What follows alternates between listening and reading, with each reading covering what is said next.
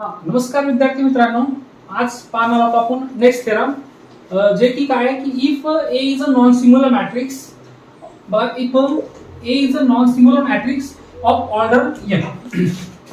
एक आपल्याकडे square matrix आहे जे की कसं आहे, नॉन सिंग्युलर आहे आणि आपल्याला दुसरं काय दिलंय की k is a any non zero scalar. तर आपल्याला प्रूव्ह करायचं आहे काय की k a चा इन्व्हर्स किती असतो. बघा, k a चा इन्व्हर्स म्हणजे एखाद्या मॅट्रिक्सला एखाद्या स्केलरने मल्टिप्लाय केलं तर त्याचा इन्व्हर्स किती येतं. म्हणजे ऍक्च्युअली बघा की तुमच्याकडे सपोज ए मॅट्रिक्स आहे हा,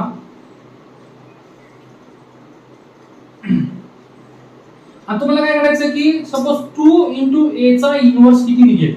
म्हणजे मी काय केलं, या a ला 2 ने मल्टिप्लाय केलं, म्हणजे एखादा a स्केलरने मल्टिप्लाय केलं तर त्याचं इन्व्हर्स किती येतं. बघा की 1 अपॉन स्केलर म्हणजे किती आपल्याकडे 2 इंटू a इन्व्हर्स एवढा येतो.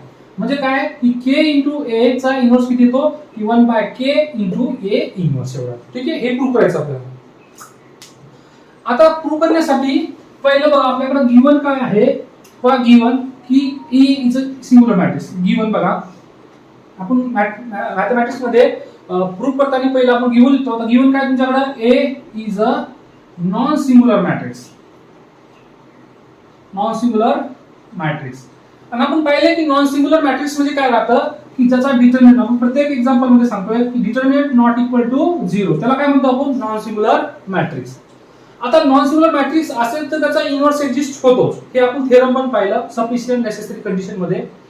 आता ही एवढ्या गोष्टी आपल्याला आहेत आपल्याकडे. आणि दुसरं काय आहे, जे k is a any scalar. म्हणजे स्केलर म्हणजे काय, एखादा नंबर येतो. काय, एखादा नंबर आहे. पहिली गोष्ट पहिलं प्रूव्ह करूया आपण. मी त्याला a देतो. बघा k a चा inverse into equal to 1 upon k a चा इन्व्हर्स. आपण मागे पण पाहिलं की ज्यावेळेस आपण इन्व्हर्स काढतो त्यावेळेस आपण काय करतो, बघा इथं की मी म्हणतो की a आणि b चं मल्टिप्लिकेशन किंवा b आणि a चं मल्टिप्लिकेशन करून जर आयडेंटिटी आन्सर आला तर आपण काय म्हणतो की a चा जो इन्व्हर्स आहे a inverse equal to b. म्हणजेच काय की हा a जो आहे इकडे येऊन काय होऊन जातो, इन्व्हर्स. म्हणजे a इन्व्हर्स इक्वल टू काय, b. म्हणजे दोन मॅट्रिक्सचं मल्टिप्लिकेशन जर आयडेंटिटी आला तर आपण म्हणतो की त्याच्यातला एक जो मॅट्रिक्स आहे तो दुसऱ्या मॅट्रिक्सचा काय असेल, इन्व्हर्स असेल. ठीक आहे. फॉर एक्झाम्पल सपोज आपल्याकडे एक ए मॅट्रिक्स आहे आणि मी एखादा सी मॅट्रिक्स घेतला किंवा सी पहिला घेतला आणि दुसरा ए घेतला, काही फरक पडत नाही. जर दोघांचा आन्सर जर माझ्याकडे काय आला, आयडेंटिटी आला, तर मी असं सांगू शकतो की ए चा जो इन्व्हर्स आहे तो काय आहे, सी आहे. ठीक आहे. म्हणजे दोन मॅट्रिक्सचं जर मल्टिप्लिकेशन जर आयडेंटिटी आलं तर आपल्याला काय आहे की तो दुसऱ्याचा इन्व्हर्स आहे. तसंच आपल्याला हे प्रूव्ह करायचं आहे की k a चा इन्व्हर्स. बघा पहिलं काय प्रूव्ह करायचं आपल्याला, प्रूव्ह काय k a चा इन्व्हर्स इक्वल किती आला पाहिजे, 1 upon k into a inverse आला पाहिजे. ठीक आहे. मग आपण काय प्रूव्ह करूया की बघा इथं पण आहे की k a इन्व्हर्स म्हणजे कोण, a इन्व्हर्स, आणि c म्हणजे कोण, या साइडचं. जर या दोघांचा मल्टिप्लिकेशन a आणि c चं मल्टिप्लिकेशन आयडेंटिटी आलं तर आपण लिहू शकतो. तसंच आहे की या दोघांचं मल्टिप्लिकेशन जर आयडेंटिटी आला तर आपण सांगू शकतो की हे एकामेकाचे म्हणजे हे जे आहे ते याचं इन्व्हर्स आहे. तर प्रूव्ह करूया. काय घेता, k इंटू a, पहिला पार्ट घेतला मी, पहिला पार्ट इंटू दुसरा कोण आहे 1 upon k into a inverse. जर याचा आन्सर जर आयडेंटिटी आला तर आपण सांगू शकतो की हे प्रूव्ह झालं. ठीक आहे. मग या दोघांचं मल्टिप्लिकेशन करा. बघा k इज एनी स्केलर. मग मॅट्रिक्स मध्ये जो स्केलर असतो तो आपण पहिला लिहू शकतो किंवा नंतर लिहू शकतो, त्यामध्ये काही फरक पडत नाही. मग आपल्याकडे काय k आहे हा 1 बाय k. तर मी काय करतो, k आणि हा 1 बाय k पहिला घेऊन टाकतो. तर राहिलं पण तुमच्याकडे हा a आणि a इन्व्हर्स राहिला. ठीक आहे. मग इथून काय तुमच्याकडे k कॅन्सल झाला, कळला, k कॅन्सल झाला, राहिला काय तुमच्याकडे a इंटू a इन्व्हर्स. आपल्याला माहिती आहे a इंटू a इन्व्हर्स म्हणजे कोण, आयडेंटिटी. मग बघा पहिलं काय आलं की k into a into 1 by k into a inverse चं आन्सर किती आलं, आयडेंटिटी. आता आपल्याला बघा आपण काय करतो, a इंटू b घेतो किंवा b इंटू a घ्या.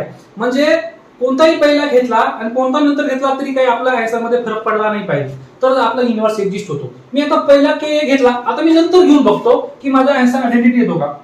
सेम आता मी पहिला कोण घेणार, 1 upon k into a inverse. म्हणजे हा पहिला पार्ट घेतला मी आणि आता पहिला पार्ट कोणता घेतो मी, k a. दुसरे सेकंड पार्ट कोणता येतो k into a equal to.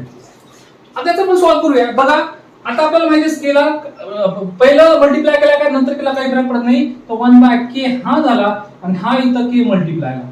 ठीक आहे, इथला 1/k आणि हा k पहिला घेतला. इथला कोण येता a इन्व्हर्स आणि इकडे कोण राहिला a. आपल्याला माहिती आहे 1 एक गेट कॅन्सल राहिलं कोण a इन्व्हर्स इंटू a. आपल्याला माहिती आहे a इन्व्हर्स इंटू a काय राहतो आयडेंटिटी. म्हणजे बघा दोघांचं मल्टिप्लिकेशन करून आन्सर किती येतो आयडेंटिटी. म्हणजे ka into 1/k inverse equal to identity किंवा 1/k into a inverse ka equal to identity. म्हणजे असे असेल तर आपण काय म्हणतो की a इन्व्हर्स हा जो आहे a चा इन्व्हर्स कोण आहे b. तसंच आहे दोघांचं मल्टिप्लिकेशन किती आलंय आयडेंटिटी आलाय. याचा मीनिंग काय की एक जो आहे तो दुसऱ्याचा इन्व्हर्स आहे. तर आपल्याला काय झाला की जर ka मल्टिप्लाय करून आपला आन्सर किती येतो आयडेंटिटी येतो. तर मग काय ka inverse equal to 1/ka म्हणजे कोण बघा k चा इन्व्हर्स कोण आहे हा. मग काय तुमच्याकडे k चा inverse equal to 1/a inverse. बघा पहिला पार्ट आपण प्रूव्ह केलाय. आपल्याला तर दुसरा पार्ट प्रूव्ह करायचा आहे. परत बघा काय ना की इन्व्हर्स फाइंड करण्यासाठी किंवा आपण इन्व्हर्स करण्यासाठी दोन मॅट्रिक्सचं मल्टिप्लिकेशन घेतो. जर आयडेंटिटी आला तर एक जो मॅट्रिक्स असतो त्याच्यातला तो दुसऱ्याचा काय असतो इन्व्हर्स असतो. ठीक आहे, आता आपल्याला काय करायचं आहे की डिटर्मिनंट ऑफ इन्व्हर्स हे काढायचं आहे. तर डिटर्मिनंट ऑफ a इन्व्हर्स काढण्यासाठी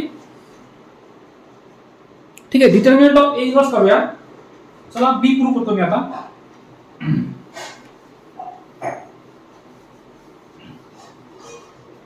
हे बघा की आता काय प्रूव्ह करायचं की डिटर्मिनंट ऑफ a इन्व्हर्स किती असतो 1 डिटर्मिनंट ऑफ a. तर आपल्याला गिवन काय a is a non singular matrix आणि आपल्याला माहिती आहे की डिटर्मिनंट काय असतो नॉन सिंग्युलर मॅट्रिक्सचा नॉट इक्वल टू 0. आपण कालच्या थेरम मध्ये पाहिलं किंवा मागच्या थेरम मध्ये काय सांगतं की जर एखाद्या मॅट्रिक्सचं डिटर्मिनंट जर नॉट इक्वल टू 0 असेल तर सिंग्युलर असेल तर त्याचा इन्व्हर्स एक्झिस्ट होतो. आपण थेरम पण पाहिलंय तसं प्रूफ पण पाहिलेलं आहे. आणि एखाद्या मॅट्रिक्सचं जर इन्व्हर्स एक्झिस्ट होत असेल तर ते काय राहतं नॉन सिंग्युलर. तर इथे बघा की हे नॉन सिंग्युलर आहे याचा मीनिंग काय झाला की a इन्व्हर्स काय होतो एक्झिस्ट होतो. हे पण पाहिलं आपण काय डिटर्मिनंट जर नॉट इक्वल टू 0 असेल किंवा नॉन सिंग्युलर असेल तर त्याचा a इन्व्हर्स एक्झिस्ट होतो. आपल्याला हे माहिती आहे a इन्व्हर्स एक्झिस्ट होणे म्हणजे काय a into a inverse equal to a inverse into a equal to identity राहतो. इन्व्हर्स एक्झिस्ट होते होणे म्हणजे. आता आपल्याला काय करायचं की डिटर्मिनंट ऑफ a इन्व्हर्स. आता डिटर्मिनंट ऑफ a इन्व्हर्स आणण्यासाठी दोन्ही साइडचं काय घ्यावं लागेल मला इन्व्हर्स घ्यावं लागेल. तर मग मी सगळं काय घेतो इन्व्हर्स घेतो. तर determinant of a into a inverse equal to determinant of a inverse into a equal to determinant of i. सगळ्या टर्मचं मी काय घेऊन टाकलं डिटर्मिनंट घेतला. आता आपल्या डिटर्मिनंट मध्ये काय की दोन मॅट्रिक्सचं मल्टिप्लिकेशनचं डिटर्मिनंट सेपरेट करतो आपण.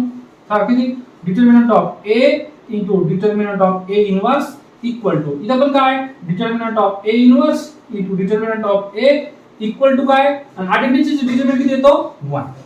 बघा आयडेंटिटी मॅट्रिक्स असेल आणि त्याचा जर डिटर्मिनंट काढायचा असेल तर किती येतो 1.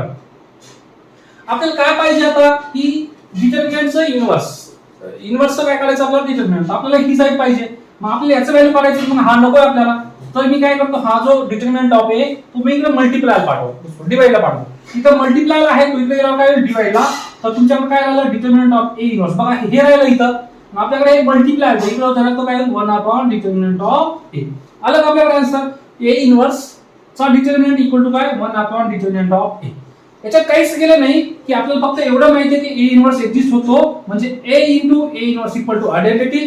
दोन्ही साइडचं डिटर्मिनंट घेणे आणि डिटर्मिनंट घेतल्यानंतर आपल्याकडे काय सेपरेट डिटर्मिनंट होतो आणि एक डिटर्मिनंट आपण त्या साइडला पाठवलं तर आपल्याकडे हे होतं 2. बघा विद्यार्थी मित्रांनो तुम्हाला लेक्चर मध्ये काय वाटतं कमेंट करा. जर आवडला असेल किंवा तुम्हाला काही कमतरता वाटत असेल तर तुम्ही मला कमेंट मध्ये सांगू शकता. थँक्यू.